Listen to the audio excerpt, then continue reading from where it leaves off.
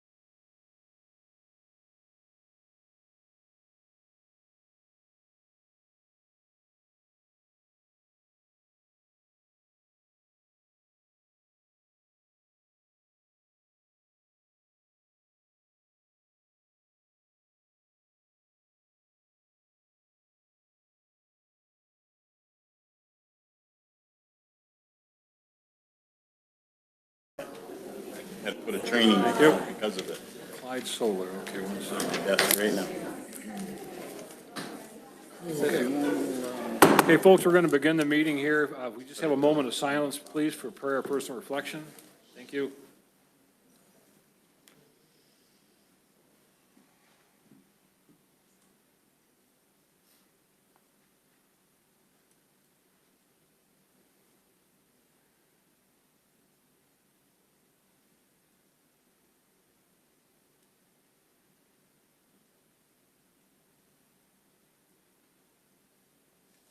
Thank you. I will now call to order the meeting of the St. Clair County Board of Commissioners for February 19th, 2026. May Paul stand for Pledge of Allegiance, please.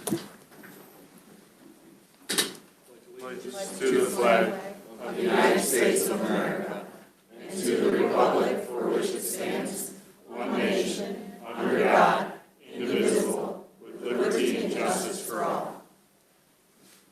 Before we begin the agenda, I'm going to make a note here, just that we will go into closed session for about 15, 20 minutes and then back on a vote for the solar lawsuit appeal, just so people know we're going to go out and then come back and vote publicly on that. And so now we'll move to a roll call, please. Commissioner Angie? Present. Commissioner Beeden? Present. Commissioner Trello? Present. Commissioner Zeller? Present. Commissioner Rushing? Here. Commissioner Vandenbosch? Here. Chairperson Smasko? Present. Any additions, deletions, or changes to the agenda? Mr. Chair, I'd like to make a motion to make an addition for an award for professional excellence under proclamations. Support. Motion and support, discussion. And where will we add that? Is that noted in the motion? Under 7. All in favor? Aye. Opposed? Motion carries. Need a motion to approve the agenda as amended. Make a motion to approve the agenda as amended. Second. Motion and second, discussion. All in favor? Aye. Opposed? Motion carried. Item 6, minutes of previous meeting. Mr. Chair, I make a motion to approve and file the minutes of January 22nd commission meeting and February 5th standing committee meetings. Support. Motion and support, discussion. All in favor? Aye. Opposed? Motion carried. Item 7, any proclamations? I see none. No, that was. Oh, we do have one. We have, Dave Vandenbosch has one. Yep. I'm sorry.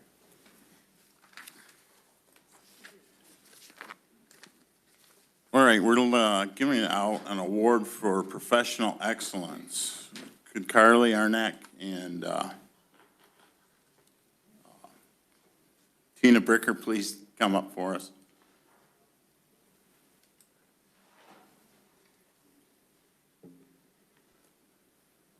Dave, do we also want to have Ken Cummings and the fire chief up? Okay.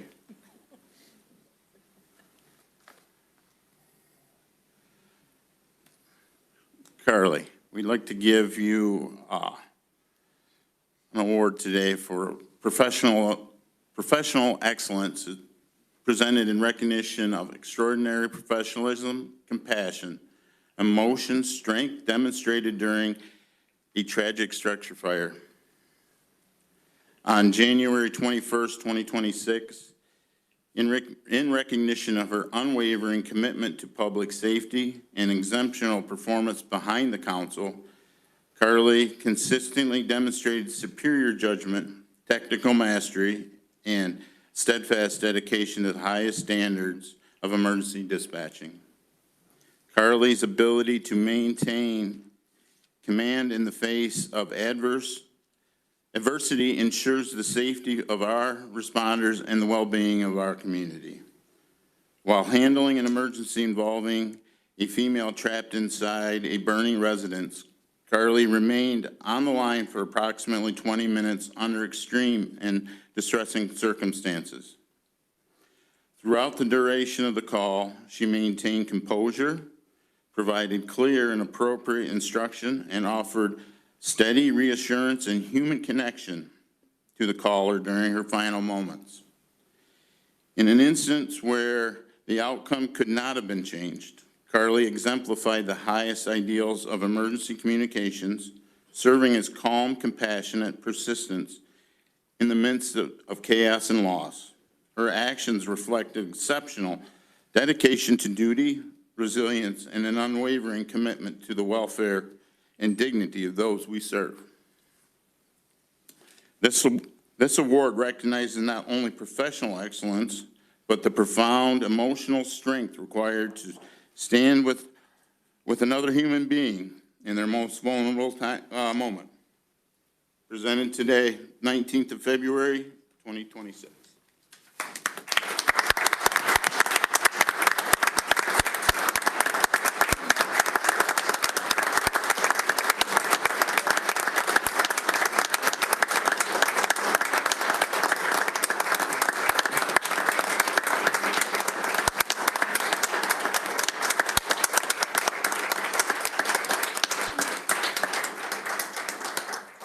Thank you for that, David. We'll move on to item number 8. A motion, please. At this time, I'd like to make a motion to approve items 8A through 8D on the consent agenda.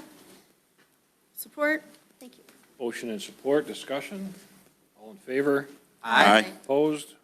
Motion carries. Item 9, reports of standing committees. Let's start with Commissioner Vandenbosch. I'm good right now. Good. Commissioner Rushing. I have a little bit here, and I wasn't sure if I was going to do, how I was going to do this, but it has to do with some of the things that happened with our clinic and the Advisory Board of Health. First thing I got is 2 verses from the Bible. Everybody knows John 3:16. For God so loved the world that he gave his only begotten Son, that whoever believed in him should not perish but have everlasting life. If you go to 3:19, and that kind of reflects what was happening at the clinic, it says, and this is the condemnation, that light has come into the world, and men love darkness rather than light, because their deeds were evil. The meaning of that is that people prefer darkness over light because their deeds are evil. It also emphasizes that humanity's tendency to avoid truth and goodness due to a natural instinct to sin. What we have in our schools and throughout the United States right now, it seems like we have some moral issues that we have to address. Now I'm going to go to the Board of Health updates. It was voted on and recommended, which we will be getting this, to combine the positions of the health officer and also the medical director. And I would ask that Tom Hall please put this on the committee for next month. The second one, and we're going to be going into closed session, the Advisory Board of Health also recommended on a unanimous vote for us to appeal the solar regulation lawsuit on regards to the information they've been giving in the protect the health and well-being of St. Clair County.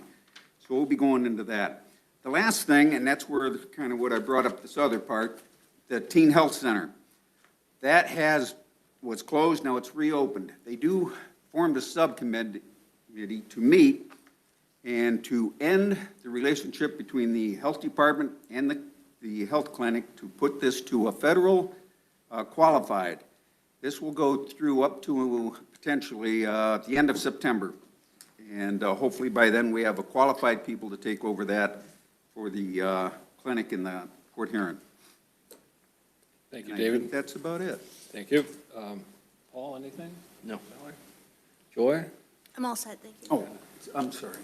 What I'd also like to do is submit 2 of the memorandums to be put in today's record. I'm not going to read through all of them, but there was 2 memorandums. What are they from dated? What's the advisory dates vote. on those? Memorandum dated January 23rd and February 17th under the signature of Remington Nevin, our medical director. Okay. Lisa? Nothing this evening. Carrie? Nothing, thank you. Okay. Moving on to citizens wishing to address the board. Dennis Harshman regarding a tree in front of 1980 Allen Road that needs to be cut down. That's you, yep. Come on up.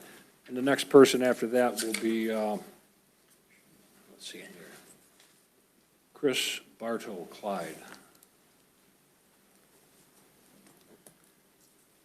Hello, my name's Dennis Harshman. I live at 1980 Allen Road, Kimball, Michigan.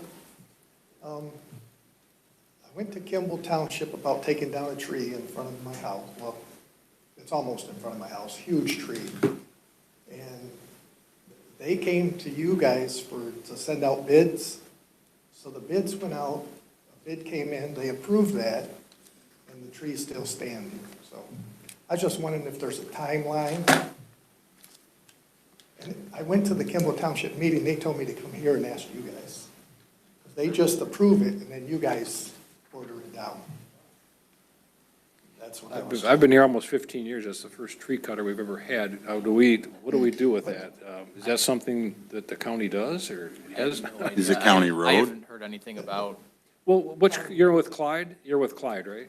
Which township? Kimball. Kimball. We'll get with Mr. Usikowski and see where that's at and try and figure that out Okay. for you. If you can reach out on the website to your commissioner for that district or myself, and we'll follow up on that for you, okay? Okay, thank you very You much. bet, yep. Next item, Chris Bartow, Clyde, followed by Sandra Richardson, Fort Gratiot Solar. Hey, everybody. I just wanted to say for the past 2.5 years, I have been sitting in meetings, listening to energy companies pretty much disregard our townships, master plans, any kind of zoning. Coming in, they've been pretty much given carte blanche to do whatever they want in our townships. I'm begging you all to please appeal. We don't really have many options. I'm from Clyde Township, and Clyde fortunately is doing their due diligence, and right now they're deciding if they're going to appeal because Ranger Power is suing us, and of course, with the DTE lawsuit, we need help. There's nothing us as individuals can do. We've been doing petitions and fighting, and then, the health department has stepped in. You all have stepped in. Thank you all for your work on this, and I really am just begging if they can come in and put these factories, facilities, industrial facilities wherever they want. We need help at least making it where our lives are bearable so we can live with this. Thank you all very much. Thank you. Sandra Richardson, followed by Mary Lou Kramer.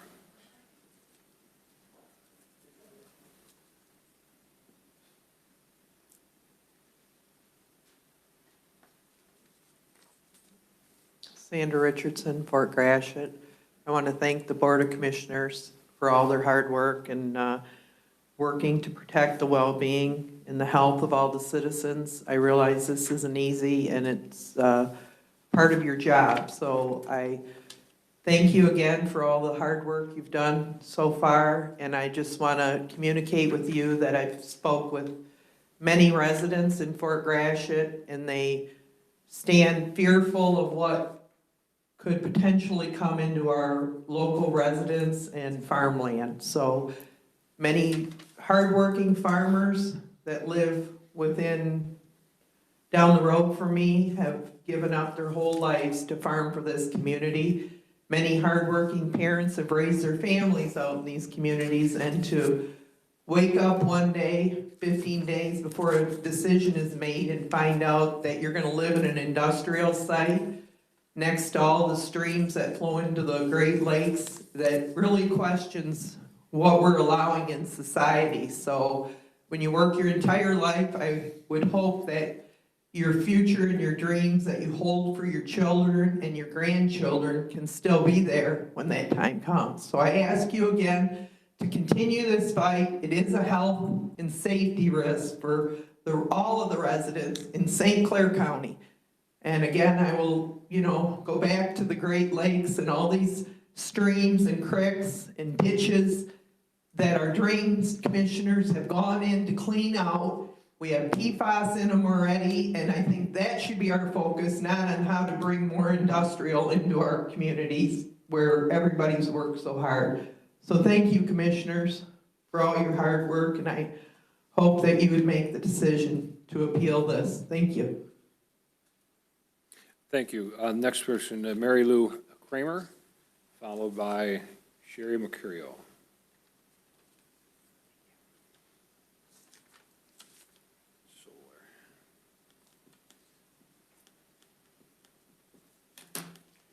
Good evening. Mary Lou Kramer, 3547 Shenandoah, Port Huron. We, the leadership team of Blue Water Indivisible, a nonpartisan grassroots movement now more than 1,300 members strong, respectfully ask the St. Clair County Board of Commissioners to formally consider and adopt a resolution of censure regarding the conduct of Commissioner Angie, based upon the violations of the board's adopted bylaws, ethical standards, and government procedures. This request is submitted in the interest of protecting the public trust, ensuring procedural integrity, and maintaining responsible oversight of county operations.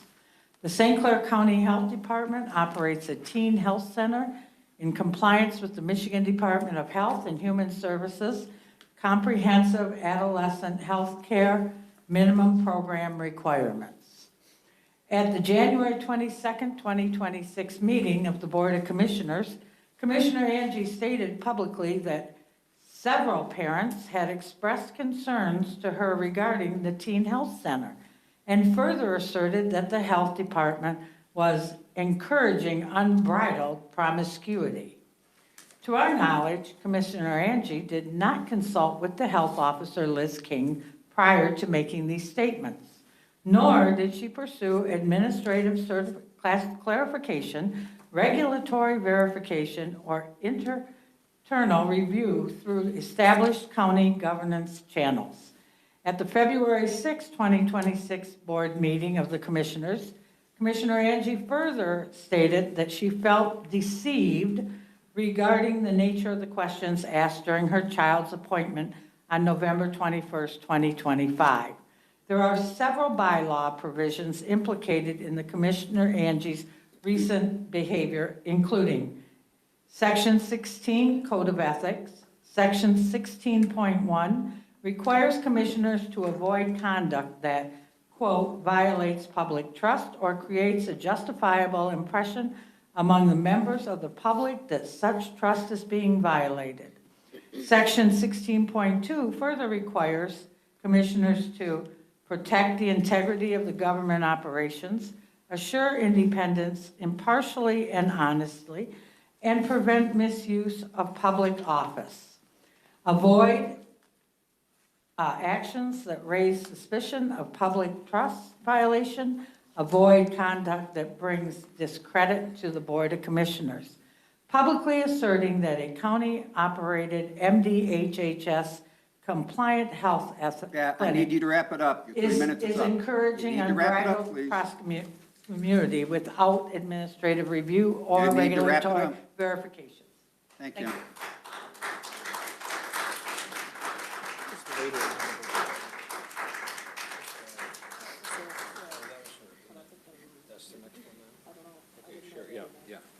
Sherry Mercurio, followed by Kevin Watkins. Sherry Mercurio, Clyde Township. I'm going to pick up where she left off. Publicly asserting that a county-operated MDHHS compliant health clinic is encouraging unbridled promiscuity without prior administrative review or regulatory verification reasonably creates a public suspicion, confusion, and erosion of trust in conflict with these provisions. Sections 14.3 through 14.6, administrative resolution and committee review process. These sections require committee referral, review and evaluation, engagement with affected departments, opportunity for explanation, clarification, and response, publicly presenting allegations of misconduct without prior referral, review, or departmental consultation bypasses the board's established governance and oversight procedures. Section 5.1 requires matters of board business to be submitted through the administrator, controller, and placed properly on the agenda. Public allegations introduced without prior administrative review or structured agenda placement undermine procedural integrity and responsible government practices. The statements and actions described above created public confusion and concern, undermined confidence in lawful public health service, placed professional staff under unwarranted public scrutiny, circumvented established oversight mechanisms, generated institutional risk and reputational harm. Such outcomes are inconsistent with the ethical and procedural obligations of elected officials. Censure is a measured corrective governance action intended to formally recognize deviations from board standards, reinforce the importance of due process, preserve public trust, promote responsible oversight. This request is not punitive, but rather seeks to restore adherence to governance norms and ethical responsibilities. It is respectfully requested that the board formally find that Commissioner Angie's conduct violated Section 16.1, 2, 14.3 through 14.6, and 5.1 of the bylaws. Issue a formal resolution of censure, reaffirm expectations that commissioners utilize established administrative and regulatory review processes before publicly alleging departmental wrongdoing, reaffirm support for evidence-based MDHHS compliant public health services. This request is respectfully submitted in the interest of ethical leadership, procedural integrity, institutional accountability, and public trust. Thank you, the leadership team of Blue Water Indivisible. Thank you. We have Kevin Watkins next, followed by Dave Allison. Kevin Watkins, Wells Township. Now, you know how I feel, Ms. Angie. Welcome to being censored. You have been publicly, for good reason.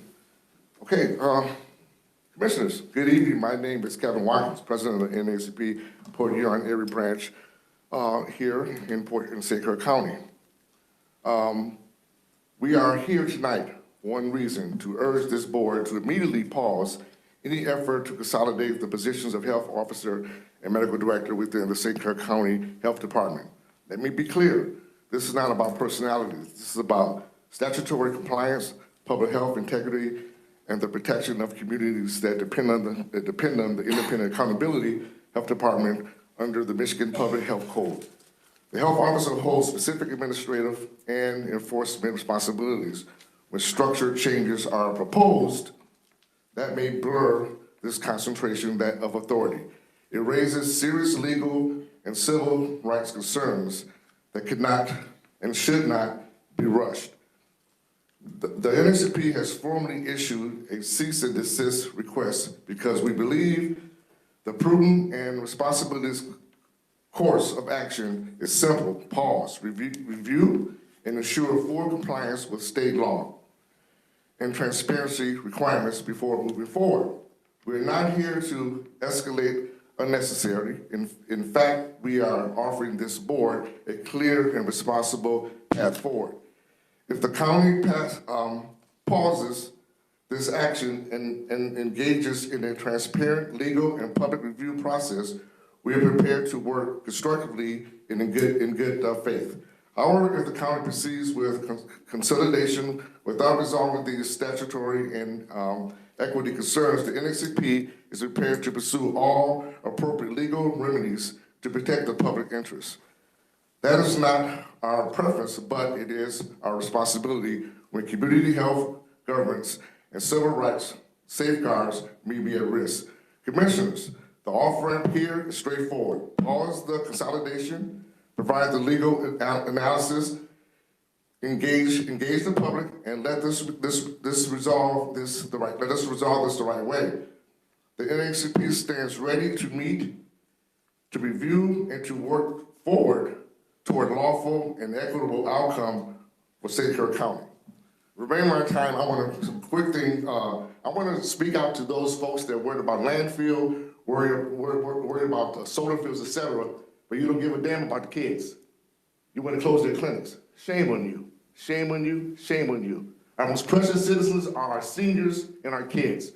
So we cover the seniors, but you don't give a damn about the kids. Shame on you. Got my time back? Again, I say that you don't give a damn about the kids. Okay, thank you, Mr. Watkins. The next person is David Allison, followed by Nanan Keegley. Good evening, citizens and board. Since Mr. Rushing mentioned this, and I wanted to say this, previous Psalms 2 came to my mind. Why do the heathen rage and the people imagine a vain thing, and the kings of the earth set themselves, and the rulers take counsel together against the Lord and against the anointing, saying, let us break their bands asunder and cast away their cords from us. That's what we're hearing tonight. People do not want to be confronted with righteousness and holiness. I went to the Health Advisory Board meeting yesterday, and I heard some things like was mentioned, solar, whatever. Don't get me wrong, I'm not belittling those things, and fluoride. But one thing I did hear was what happened at the school clinic. I don't know Miss Angie personally. I've never talked to her, seen her before. But I'm here to tell you, I want to thank you for what you did. Don't listen to this ridicule Because, and I'm sorry, I had to bite my tongue when I heard this gentleman talk about you don't care about kids. That's why you did that, it's because you cared about the kids. She knows that when they're subjected to the debauchery, she knows it goes beyond just her daughter. She knows it goes to every child that goes to that school because they're being taught debauchery. And that does not end well because we're going to stand accountable. We are. So I personally thank you for what you did. But I'm here also to apologize for the men of this community. Not Joe Lunchbox that goes to work every day, comes dark o'clock, trying to provide for his family. He's distracted from what's going on. He doesn't know what's going on in the school, right? In fact, unfortunately, he's conceded to the fact that just send my kid to school with 10 fingers and 10 toes, send him home, that's good enough. He's not even requiring them to educate them. Look at the proficiency rate of our schools. There's no argument. But instead of educating, they're indoctrinating. That's what they're doing. Okay? And so when I'm coming here, so I apologize for them. It's not Joe Lunchbox. I tell you who I'm apologizing for. It's for the guys who stand behind the pulpit on Sunday morning. That's the guy I come to apologize for. Because where are they? That ilk has got me, that's what really disturbs me. You would say, hey, take it easy. Haven't you read the book of how to make friends and influence people? No, I haven't. That's the book your pastor's reading. That's what he cares about. I've been reading the other book that says, if I see sin and I don't confront it, it's counted sin unto me. I'm going to give account one day, and I want to be to say, like Carrie Andrews says, I seen it, and I called truth to light. Thank you. Next person is Nannon Keegley, followed by Fred Fuller.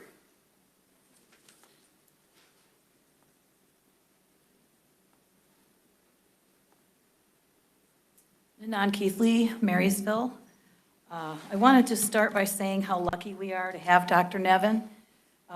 He's going to bat for our community in all different ways. We all know that. He has testified before the U.S. and Australian Senate, the UK and Canadian Parliament, and the Irish Department of Defense on certain drugs' adverse reactions, and has offered safer and better tolerated alternatives. Thank you for weighing in on the solar farms and the fluoride. I ask that you keep fighting against the solar farms. It's not good for our county or our farmland. Our farmland is such an asset, a valuable asset, and you don't get it back when you destroy it with solar farms. If solar farms are so great, they can put them in cities on rooftops, as far as I'm concerned. As far as the teen clinic goes, I appreciate Commissioner Angie's attention to this matter because a lot of us don't go to the clinic, and we are concerned about every child. I appreciate you listening to everybody and working together to assure that there's age-appropriate content in the teen clinic. It's not that we don't want a teen clinic. We don't want the teens using the Bedsider app that talks about Frisky Fridays and sexy 5 things to do with snow. And they have a political activist page that says, how can white people show they really care? Our 12-year-olds don't need that kind of app to look at. And that was not what the questionnaire said. So that attention is very valuable to your citizens. The Michigan School Board of Education resolved to support Bills 508 through 510 that does not cooperate with immigration enforcement. I would like our county to be cooperative and make sure that criminals do not find safe haven in our schools, hospitals, or shelters. Our children's safety is at stake, and the schools are obligated to keep them safe. They can't take an aspirin without a permission slip. On top of the safety, our schools have fallen to 44th in the country, down from 41st, and their priorities are out of whack. Port Huron schools are sending out a questionnaire that asks about gender and sexual preferences to 6th graders who are 12 years old, and a lot of parents, a lot of people do not want 12-year-olds to talk about trans and bi. Are you trans? Are you bi? Are you this? Are you that? There's a lot of body dysmorphia. There's 2 in 100 kids have body dysmorphia. That kind of, we need to support them as they were born. You need to wrap it up, please. Yep. Thank you for your attention. Thank you for your help. Mr. Fuller, you're next, followed by Vicki Blackburn, who's standing a minute ago. Vicki, you're next. Dear Board of Commissioners, the plot is very obvious to anyone who can see, who has eyes to see. You want to give Dr. Nevin complete control of the health department. But if you recombine the health officer and medical director positions in order to anoint Dr. Nevin, you will see a rising up against you like you've never seen before. Mr. Nevin is a messianic egomaniac and a narcissist. He said that the Michigan Department of Health and Human Services is evil. Talk about biblical phrases. What does that tell you? He didn't say they were wrong, he said they're evil. I think Mr. Nevin is educated enough to know what psychological projection is, even though many of his followers may not be. Mr. Nevin came here from Vermont because he thinks this county is stupid enough to support him in his personal political agenda. But he's wrong. And the people who told him that and encouraged him to come here are wrong. We will prove that. We will keep revealing the truth about him and you, board members, and keep badgering this board until Mr. Nevin goes somewhere else. The citizens of this county want to see public health protected for all people, not just those rich enough to pay for it.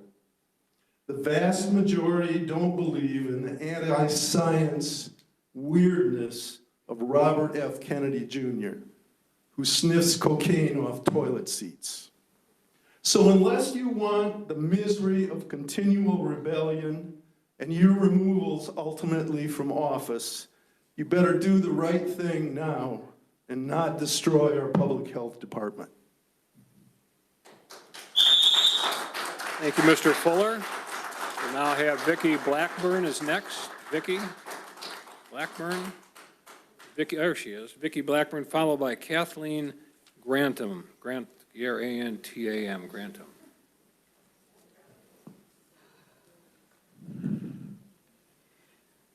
Okay, so game on. You want to bring religion to the table? You want to quote from the Bible? You want to come in self-righteous indignation, which I'm working on myself, by the way, so I get that. Pious, above everybody else, attitudes, judging people whom you know nothing about. And you're talking to me about religion in this room. It's highly offensive. Also highly offensive is some of the people that purport to be the most pious. I've looked on Facebook. I've seen the hate memes. I've seen the things where you go to different places like Frankenmuth and you get crowds of 1,300 people and you incite them around hate. I see every time there's an issue that comes up, sex gets brought into it. I want to know why people are so fixated on that. What are you doing while you're looking at all this salacious material, for God's sake? If my parents had done that and they sat at the table and looked at books and tried to find things that they perceived to be dirty or out of line, I would have thought that was creepy. And I think it's creepy today. Thank you, Ms. Blackburn. Kathleen Grantham, followed by Eileen Tesh.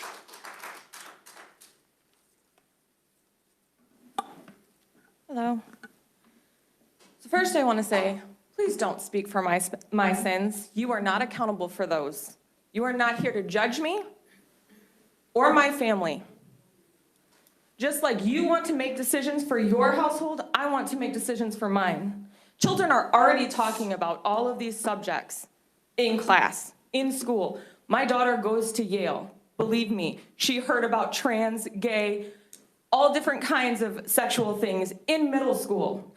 There were boys that were making sexual noises in class so often that the teachers had to ignore them because telling them to stop would encourage them more. So if you think this stuff isn't going on and they're not hearing about it, it's all of our kids. They're good kids, they're kids. It's what happens. But again, children are already talking about these things, hiding it from them. The fact that there's a question whether you're transgender or not on a questionnaire is not turning anybody gay or making anybody anything that they are not already. But I do want to know, what is the plan for the clinic if a solution is not found by October? This clinic has been running for 40 years, and all of a sudden it's not good for the community because there was 1 or 2 pamphlets in there that didn't align with someone else's beliefs.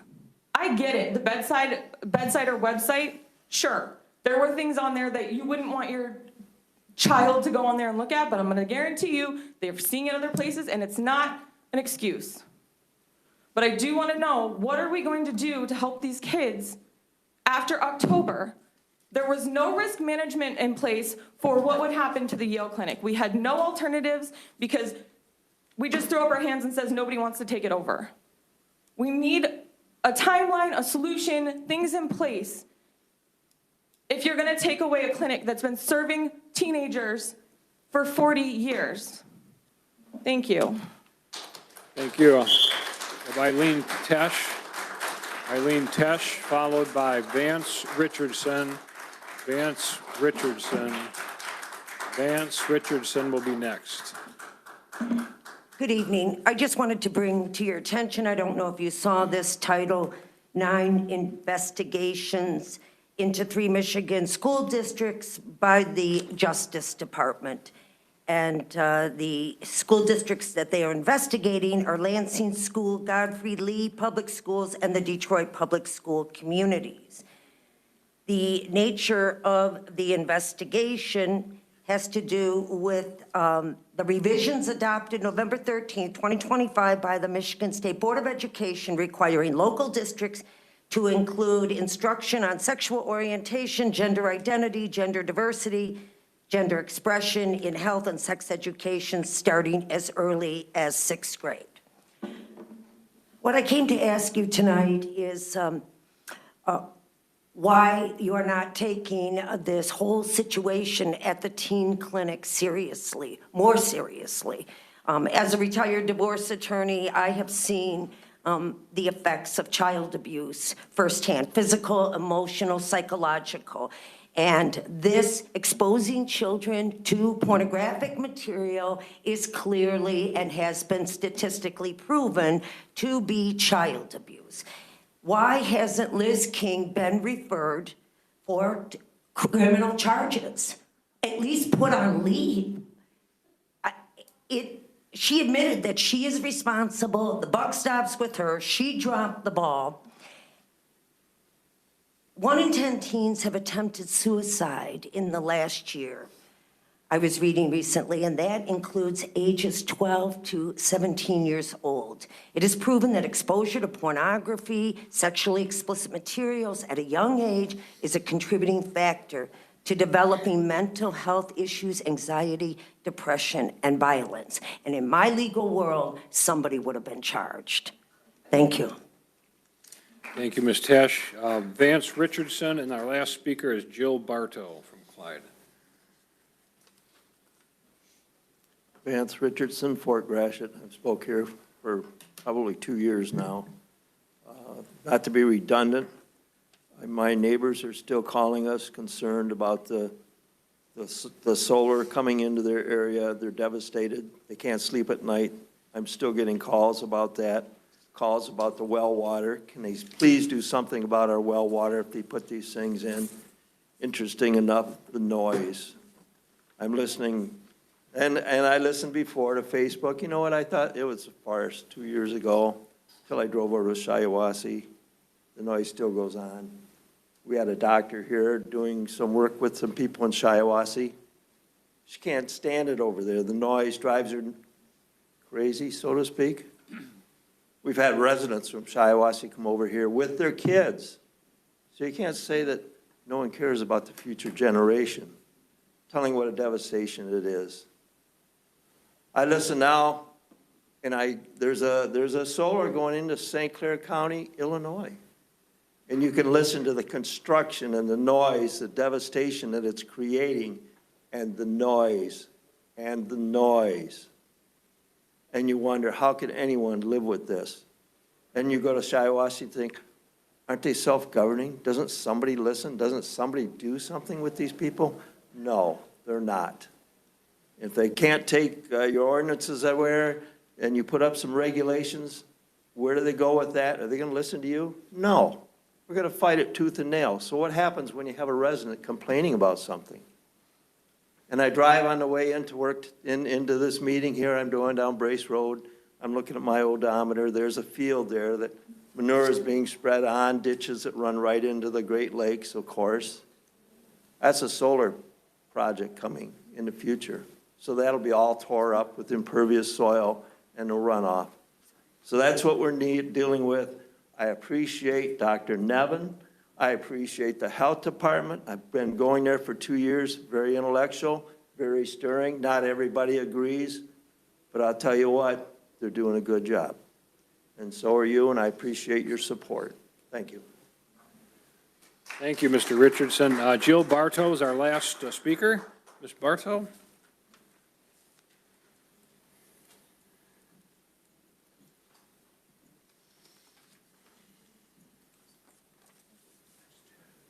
Thank you for letting us speak today.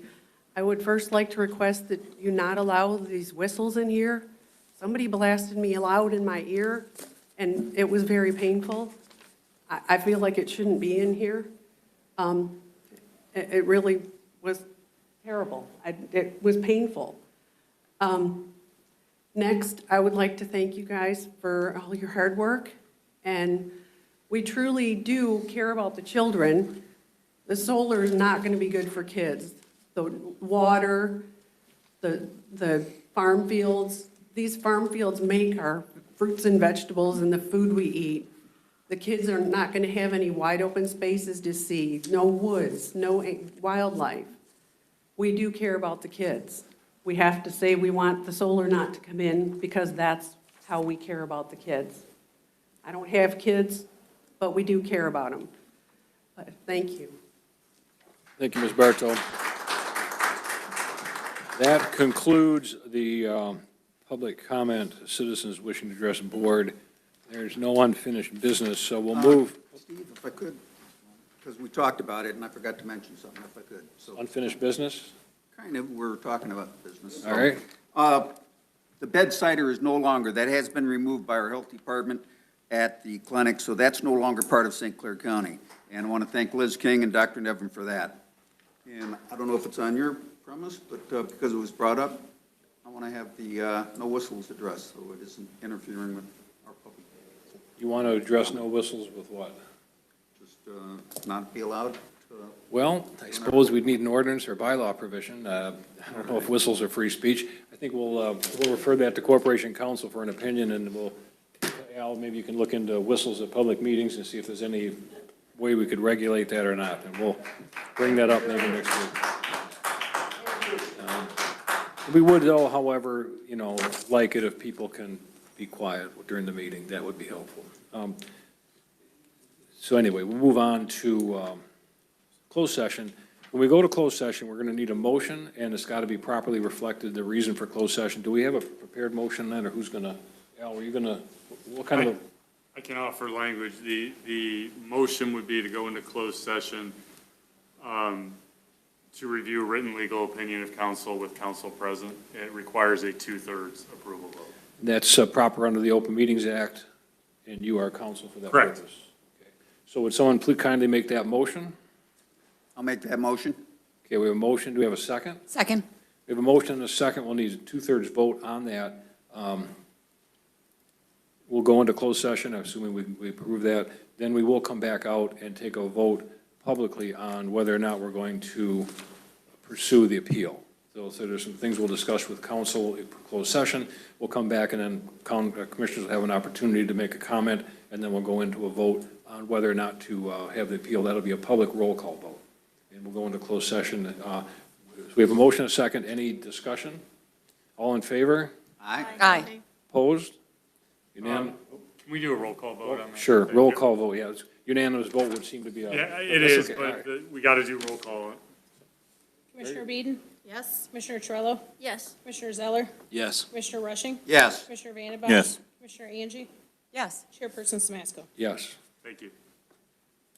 So we will now adjourn for closed session on the issue of the solar litigation and advice of counsel. And if Dr. Nevin wants to attend, I'd have him attend. You're part of that litigation. Other than that, we'll be back in about maybe 15, 20 minutes.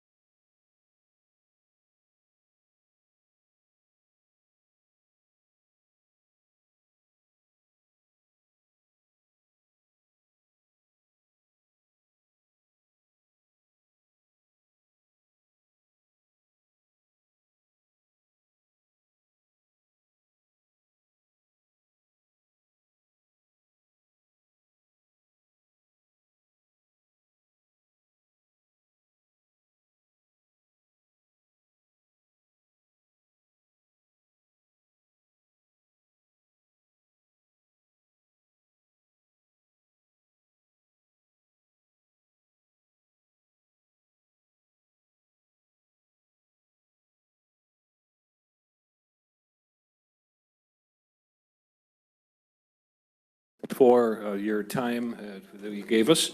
We will now come back into session. It is now 7:18. We've had the closed session on the written legal opinion of counsel relative to the solar litigation ruling from Judge West. So at this time, we will entertain a motion to file the claim of appeal and then vote on that. If there's a majority in favor, it will be appealed. If it's not, then there will be no appeal. So who has the motion for the claim of appeal? I have that. At this time, I move to appeal the circuit court decision on the solar energy health regulation case. We have a motion. Do we have a second? Support. Have a motion and support. Does anyone want to have any discussion on this before we take a vote? Just a little bit. I got my mind pretty well made up, but I imagine you were going to ask for it anyways, but I'd like a roll call vote on it. It'll be roll call. My suggestion, is there anyone wish to have any question or comment or discussion relative, or just proceed right to the vote? Seeing none? I'll just say one. I think this is very important for the health of St. Clair County and the residents, and this is 100% to address the health issues that potentially will be incurred by having this in the county. So that's why this was drafted, I believe, initially, and that's what my position is, to address the health issues. Does anyone else wish to make a statement regarding, a comment regarding the matter before we vote? Yes, please. Go ahead. So I hear what the citizens are saying, and I understand Dr. Nevin's point of it being a health concern. I think we know that this is going to be appealed. Before the ruling, we knew that we were going into an appeal situation one way or the other. I think it's just fair to the citizens to see this through. It won't stop the solar from coming, but hopefully we can mitigate and get some changes to protect the health of the citizens. So it's not going to stop anything. It's not going to stop solar from coming, but maybe we can have a little bit healthier of an environment for residents. You, Lisa, anyone else? I guess I would just say that, as an attorney, I know that bulk of the work has been done to get it to this point, and I know on an appeal, it's a de novo appeal, which means it's a three-panel of judges assigned by the Court of Appeals, and they're going to have arguments de novo. They're not restricted to the decision by Judge West. He's not given any deference for any discretion on his part. It's basically a clean slate on the arguments. And, I've been contacted by people that want us to appeal. I've been contacted by some that don't. We went into this as a public health regulation. Council's confirmed, and we've always believed it was solely a public health regulation.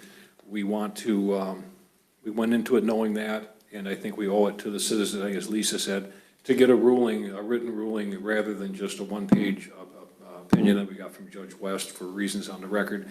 And I think we owe it to the community to follow through with what we've started. So I would agree with Lisa. It's not cost prohibitive as far as the lawsuit itself.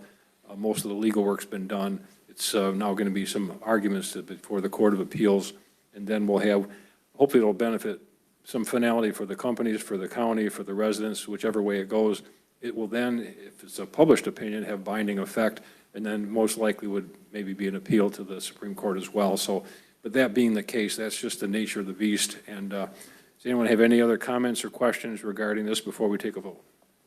I just want to indicate that I too have received phone calls from both sides of this decision, and that I do also agree with, I think, what was succinctly stated by Commissioner Beeden.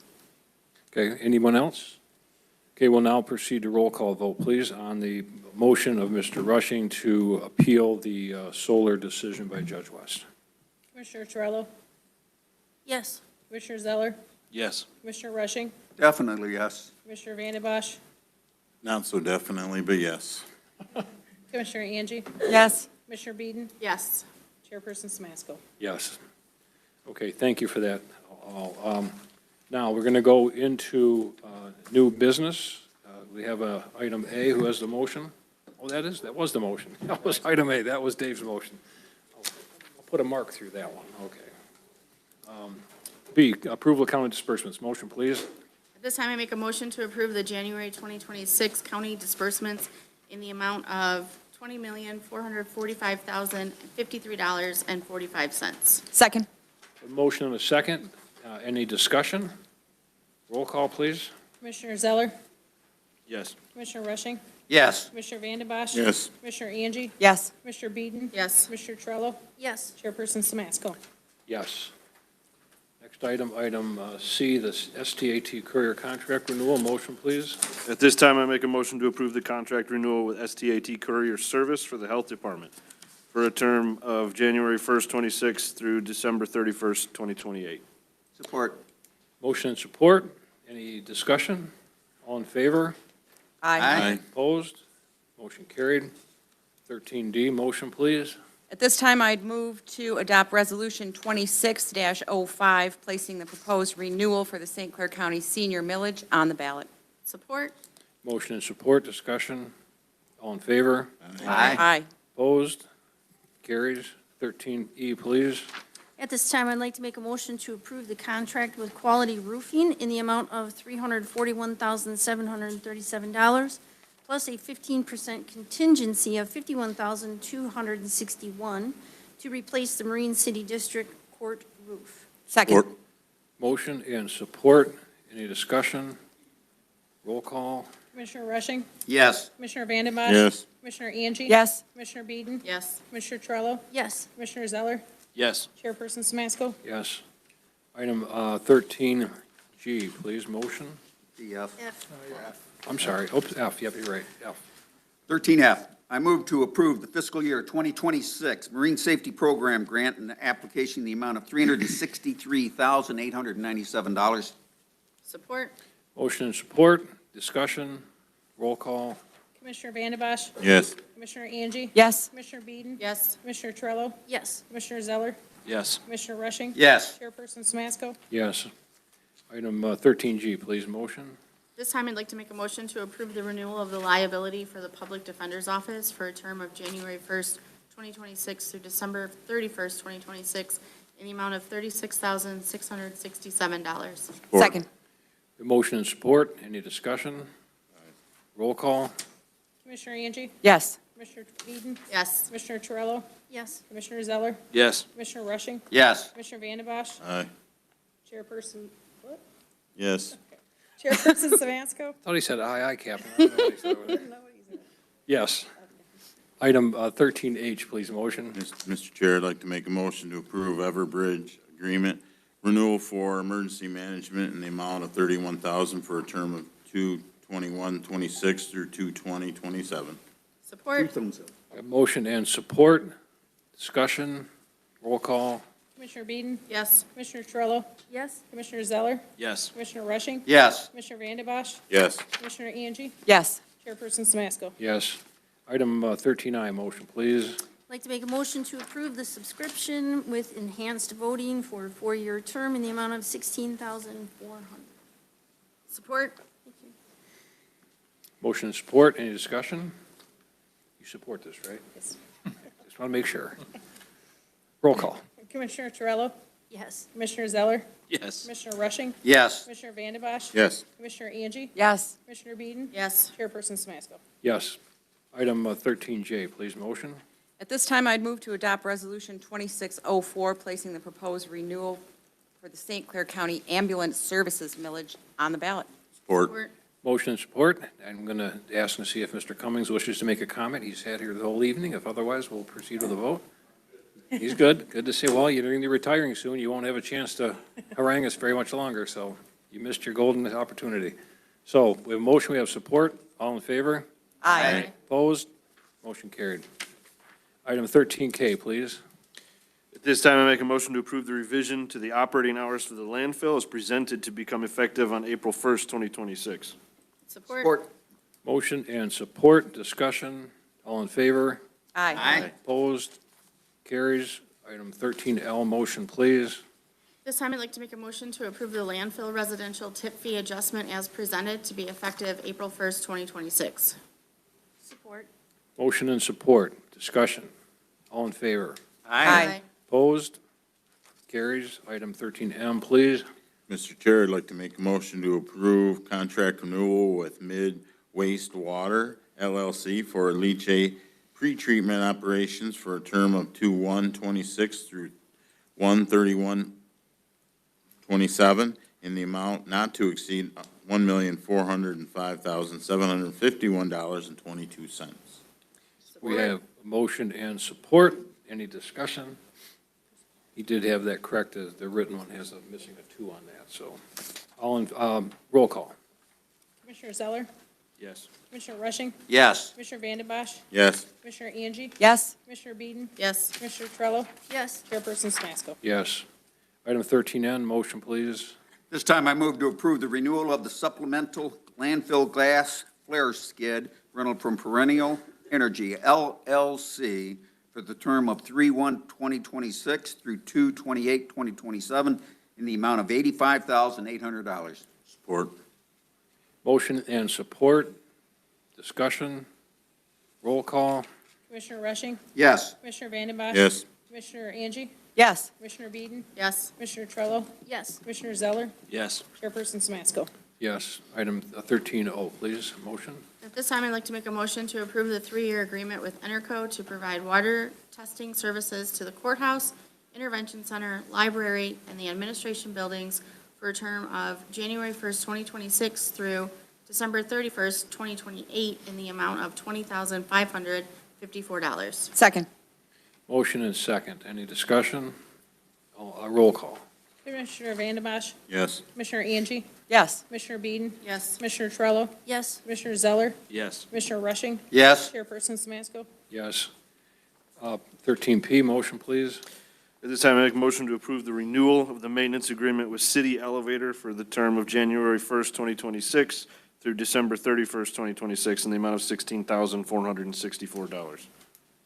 Support. Motion and support. Any discussion? Tom, I got a question for you.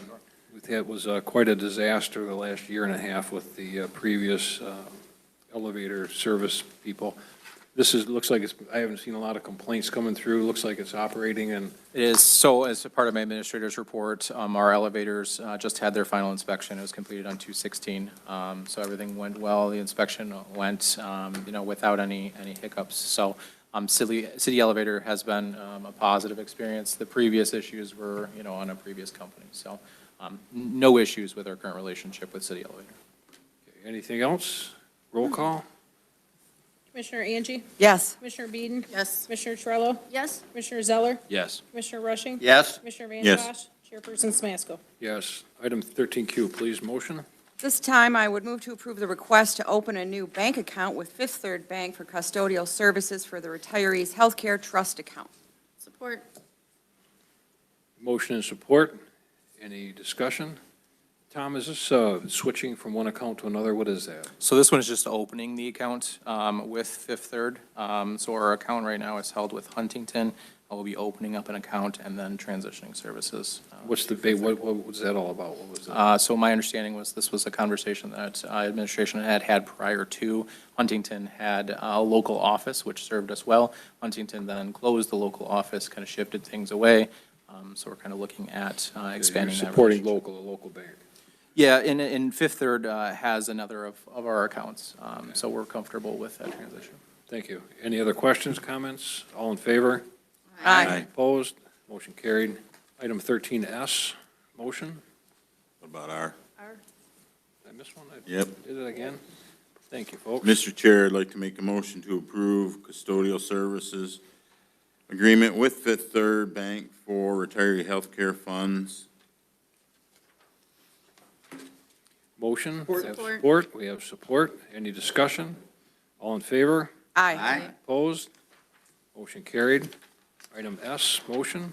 At this time, I'd like to make a motion to approve the revision to the Health Department manning table, reducing one RN position from full-time to part-time. Support. Motion and support, discussion. All in favor? Aye. Opposed? Motion carries. Item 13T, motion, please. This time I move to approve the service agreement with Honeywell for a 3-year term in the amount of $74,040. Motion, we have support. Motion and support. Discussion. Roll call. Commissioner Beeden, Yes. Commissioner Trello, Yes. Commissioner Zeller, Yes. Commissioner Rushing, Yes. Commissioner Vanden Bosch, Yes. Commissioner Angie, Yes. Chairperson Smasko. Yes. Item U, motion. At this time, I move to direct administration to send notice to terminate the contract with Port Huron Area School District. We have a motion. Is there support? Yep. Motion and support. Any discussion? Now, this is on the clinic. Is this the school clinic? This is. Okay.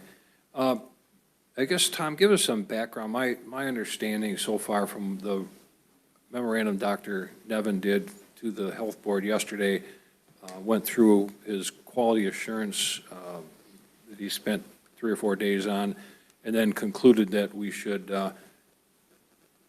it's going to operate, it's reopened now, it's going to operate for a while. It's going to operate until we either transition to a federally approved, federally qualified care provider, but maybe into October or thereabout, and then is it my understanding to have some discussions with Port Huron Area School Districts or perhaps even Yale and KPAC to get a company to come in and have services kind of throughout? Is that the idea? Yeah, so obviously our contract for the Port Huron Teen Clinic is with the Port Huron Area School District.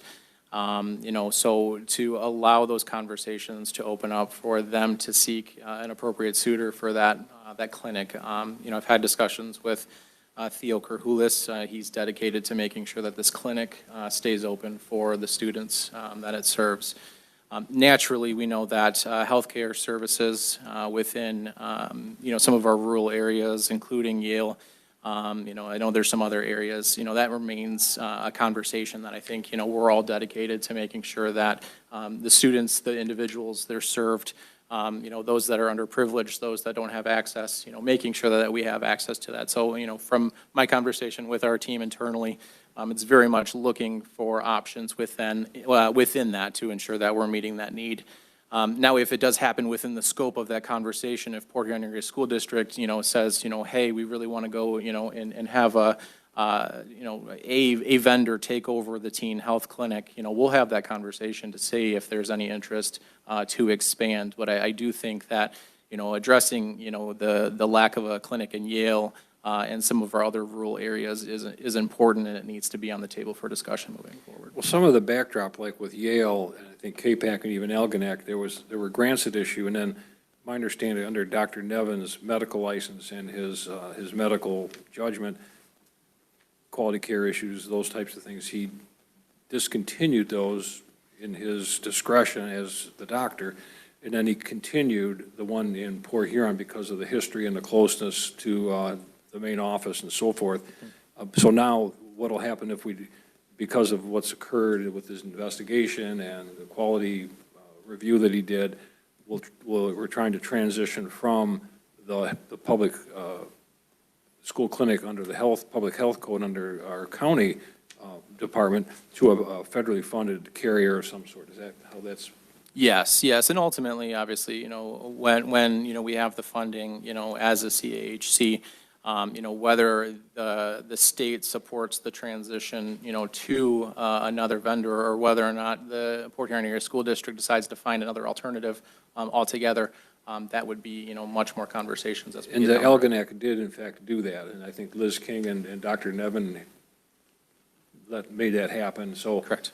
That's kind of the same thing we're trying to do here with this. Is that what I understand? Yep, nope. Liz and Dr. Nevin and the entire team at the health department did a great job at allowing that transition to occur with the Algonac Clinic. So what could happen here is Port Huron Area School could transition to something on their own. They could work with us to transition with turn that over to some federally funded carrier that might even enhance services in other parts of the county. But either way, under his medical license and under his discretion as medical director, we will not be continuing after the grant, I guess, in October terminates. Is that? So the grant does end September 30th, 2026, the end of September. The new grant period begins October 1st. The goal is to have somebody there to potentially, be that suitor to take on that grant funding moving forward. So should this have a date on it to terminate the contract no later than October of 2026 or something of that nature? So it's not abrupt. It's not like terminate right this minute. It's just correct. So I think we should have some better language on that, What, maybe? what I'm recommending is just to submit an intent to terminate with no specific dates on this. And as we get closer, either the Port Huron Area School District or the county can submit that 30-day notice that we are required under contract. Okay, with that understanding, I'm satisfied then. Anyone have any other questions or comments?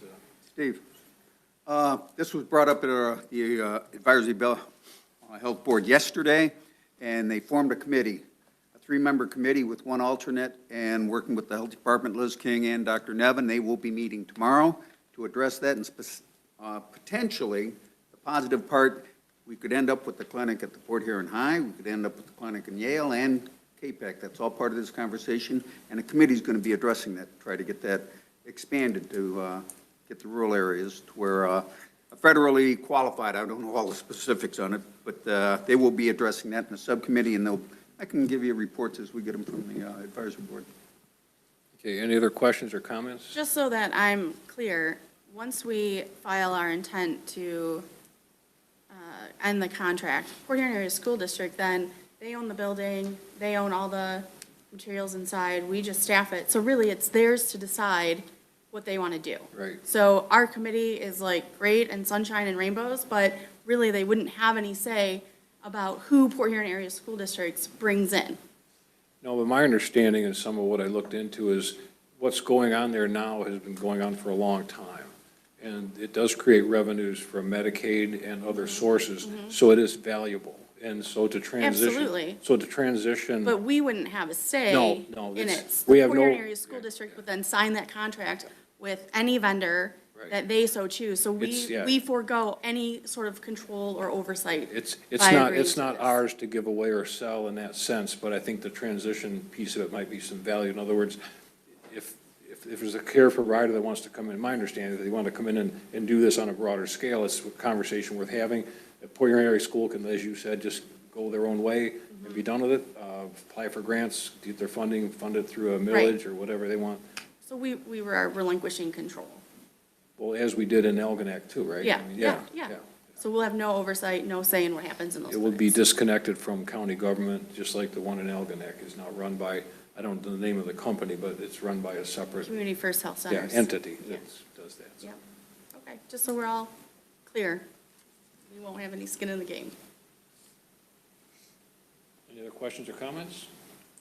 Well, then we will, I guess, do a roll call on that, just to make sure we're doing here.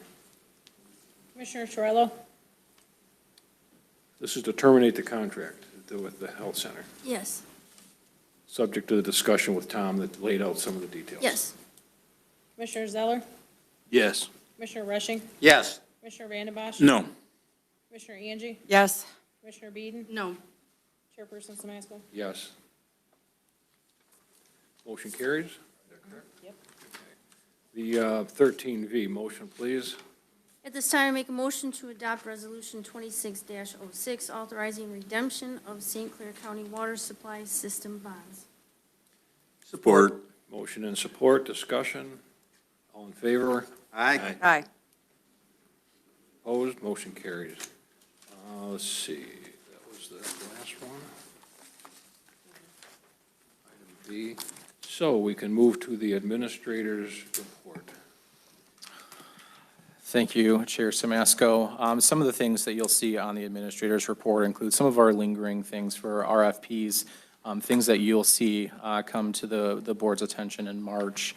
Just some of those things that have either been presented on, discussed, trying to come to some resolution of some of our lingering business. Under animal control, I do want to highlight, we're going to be rolling out a new volunteer program, including some software to assist with the onboarding, the scheduling.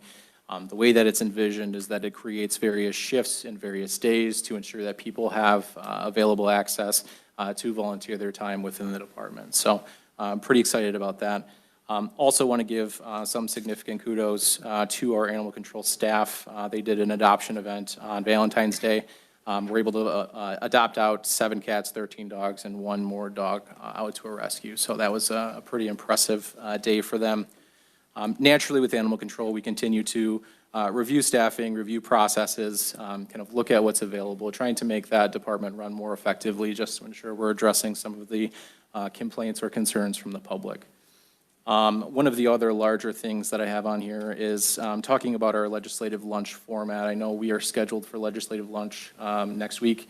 Some of the discussions that Chair Samasco and I had was, how do we keep, the interest? We're having the legislators kind of come in, to the county to have discussions. Certainly want to make sure that we are not going to, cancel the majority of them. It's going to be valuable for, all of our commissioners.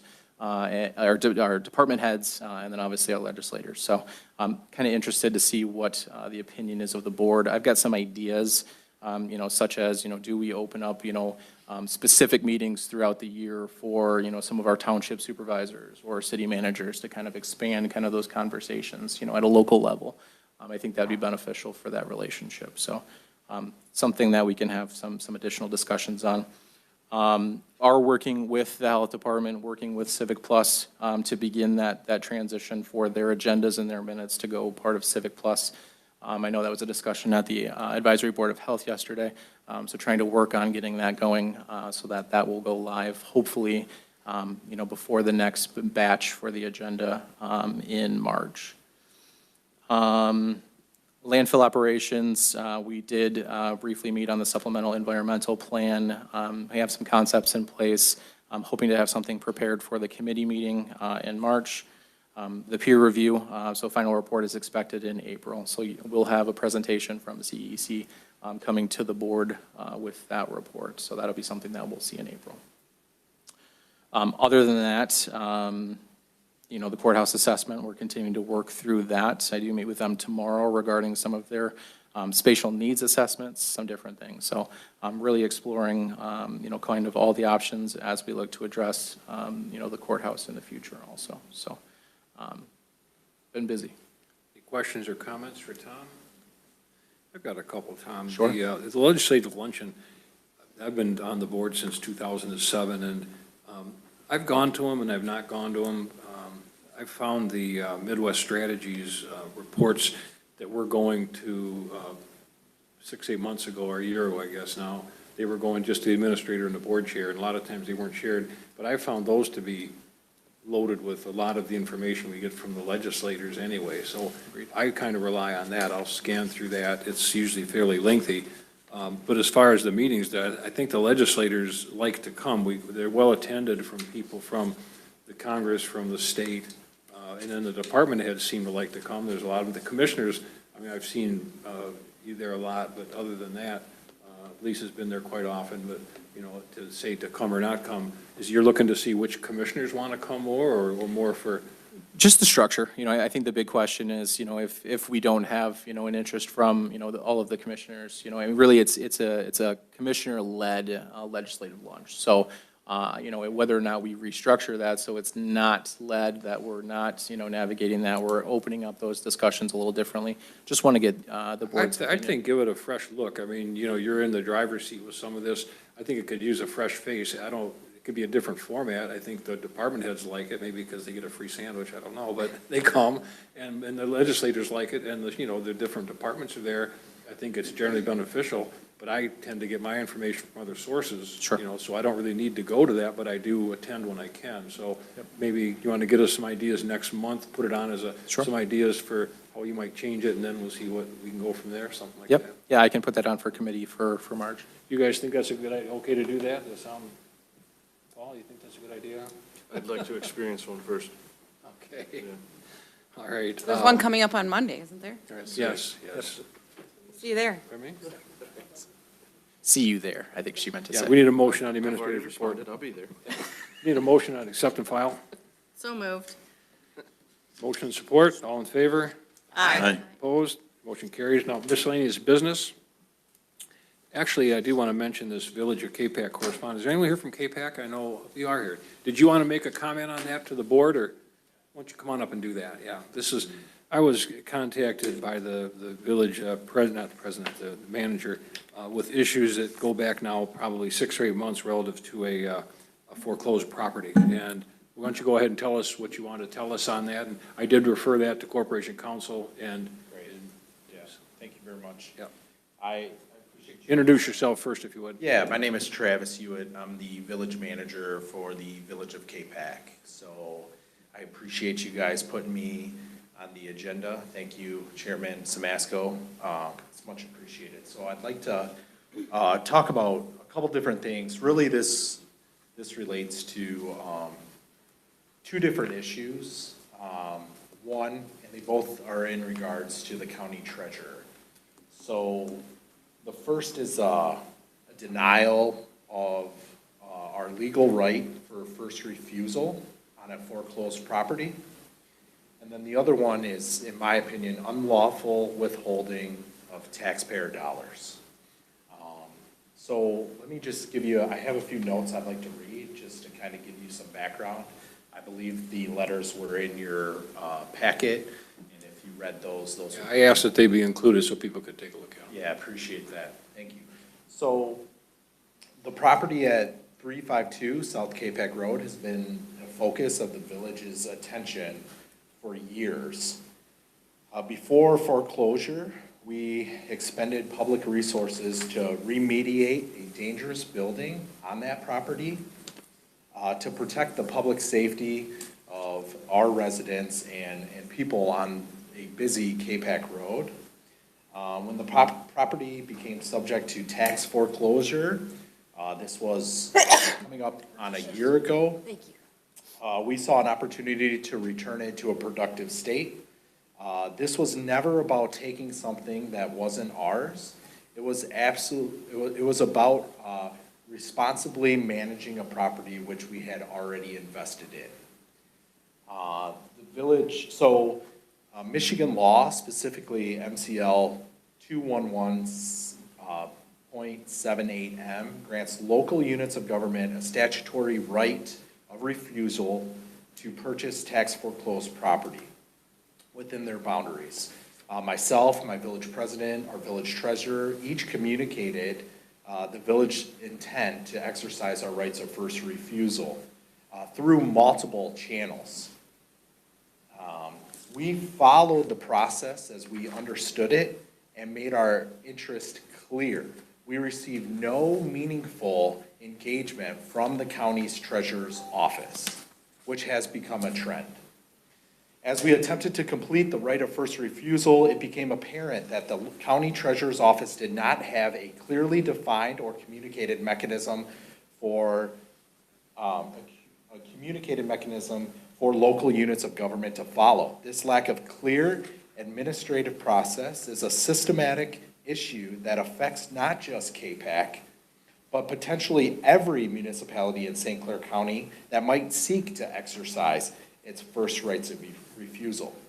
We think the County Board of Commissioners can really assist here with establishing a formal policy for all local units within the county when exercising this right. Expectations should be clear on what the county expects from its locals to avoid the investments that have been made the village for which the county treasurer's office has not recognized and ignored. When the property continued toward auction, despite our communication in multiple ways to the village or to the county treasurer's office, the village had no choice but to initiate litigation to preserve our statutory priority. We obtained a TRO to maintain the status quo while these issues were sorted out. We did not file suit to create conflict. We filed because there was no other mechanism available to protect our interest in purchasing the property. During the course of litigation, the county treasurer acknowledged potential deficiencies in the tax foreclosure process, including the possibility that not all interested property owners received proper notice as required by law. These are serious procedural concerns that go to validate the entire foreclosure. The village relied upon the county's processes to pursue the right of first refusal. These acknowledged problems have been to the detriment of the village, who is not unable to fully litigate its claims. Over a 2-month period, the village worked diligently in good faith to explore potential resolutions that might avoid future litigation costs and promote cooperation among all parties. We were not looking to escalate this dispute. Unfortunately, those efforts were unsuccessful, and the county's treasurer office continued to advance legal positions adverse to the village with little to no communication with the village's representatives. As locals, we expect better interfacing and coordination of the county level of government. Perhaps, and this is where things kind of take a turn, is the most troubling is what happens next. In my opinion, because we challenged the treasurer's office about our first rights of refusal, that is clearly a statutory right in that MCL law that I previously spoke about. The county treasurer had advised the village that $51,723.07 in 2025 tax settlement proceeds, which was all of the proceeds, funds that were previously identified and were supposed to be made payable to the village, that was signed off by the treasurer, will be withheld. We have been told that these funds are being withheld because of our litigation. To date, no statutory or legal authority has been identified to support withholding settlement proceeds under these circumstances. These are funds that belong to our residents, and they are being held back because we exercised our legal right to seek judicial review. This is really not just about KPAC. This is about every city, village, township in St. Clair County that has the same statutory right of first refusal. If there is no clear process to exercise that right, and if local governments face the withholding of funds when they seek judicial review of disputed matters, then the statutory framework is meaningless. We are asking the board to consider how this situation affects all local units and to help ensure that what happened to KPAC does not happen to other communities. We want to be clear also, we are not here to point fingers or escalate the situation of conflict. We are here because we believe county leaderships can help resolve this situation. We raise the issues in spirit of cooperation among units of government with full appreciation for the roles and responsibilities of county leadership. Our goal is resolution. We respectfully ask the Board of Commissioners to support the village in the following ways. We wish that you would adopt a resolution expressing support of local units of government by affirming the importance of consistent, transparent, and lawful administration of tax foreclosure processes. We also wish that you would direct the county administrator to facilitate a constructive dialogue with the county treasurer's office to clarify the basis for withholding of the village's 2025 tax settlement proceeds and encourage the prompt release of these funds, and support and encourage the county treasurer to adopt and publish a written policy governing the exercise of statutory rights of first refusal by local units of government with a target date of March 31st, 2026. The village of KPAC remains committed to working cooperatively with county leadership to resolve this matter. We are confident that with the board's support, we can reach a resolution that respects everyone's interest, release the funds owed back to our community, and establish clear processes that benefit not only KPAC, but all local units of government in our county moving forward. We appreciate your time and consideration, and I'm happy to answer any questions that you have regarding this matter. Does anyone have any questions for Travis? Got comments? I agree pretty much with everything you said. Our corporate counsel will have to do this because the treasurer is its own elected position. Yep. They get to do what they want, we get to do what we want. We can't shouldn't interfere with them. We can take a position, I believe, and I would like that to be looked at, but I used to be the township supervisor in Riley, and what you're bringing up, we bought 4 parcels out there with first right of refusal. We had no issue with the treasurer at all. They came up and we asked for it, and we were going to make parks out of the 4 parcels that we took, and why they're not letting you have it, I'm not sure. I don't see it in any of your, why they're trying not to do it, if they're just trying to put it up for foreclosure and up for sale to try to generate revenue. But I think the first right of the And what I'll just mention, Dave, thank you, Travis, for that report. Travis called me, this would have been months ago, and they had an issue with the property going up for sale, and he was alarmed. I said, well, you need to get counsel and go get a temporary restraint. They did that. It's not the county's business to manage the treasurer's issues. And then now they've had issues, they have lawyers, there's lawsuit pending. They're trying to reach out to the county to see if we can't facilitate some type of discussion with the treasurer. I advised them the same thing you did, Dave. They're like the judges, or like the prosecutor, or like the sheriff, or like the clerk.